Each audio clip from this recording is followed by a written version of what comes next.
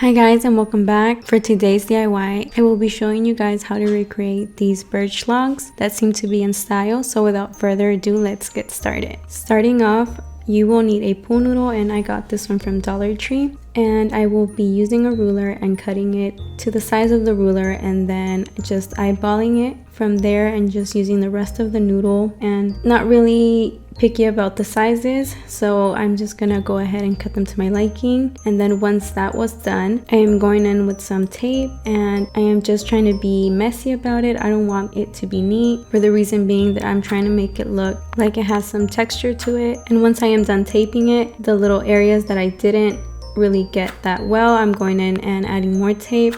And I'm also going in and smoothing those areas to get the tape down to stick to the pool noodle. And as you can see here, there is texture and there's bumps, and I'm liking how it's looking. So once that is done and I have finished covering my entire pool noodles, I am going to use some spackle. And this is one technique to do it with the spatula if you don't want to get your hands dirty. And once you start rubbing it on, just rub it on and you will see how heavy-handed you want to keep going, or if you just want to keep it light.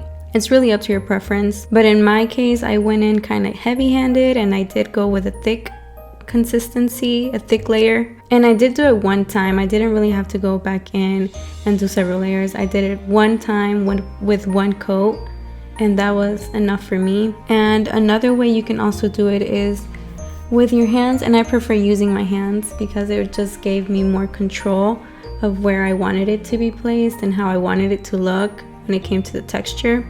But I just wanted to show you guys that there's two ways to do it. My way was using my hands because it gives me the chance to go into those little crevices and really cover it and coat it well. So once I was finally done with my pool noodles, I did let them dry for 2 days.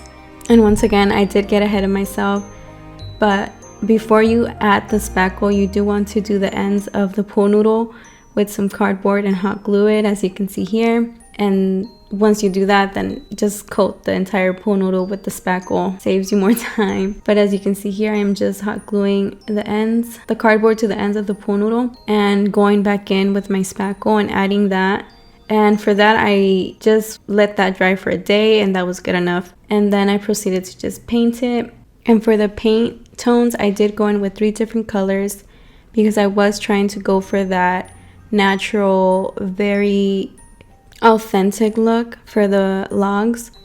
So once I start painting the logs, I am starting off with the dark brown one and just blotching that on the areas that I didn't really coat well with my spackle and trying to hide the tape.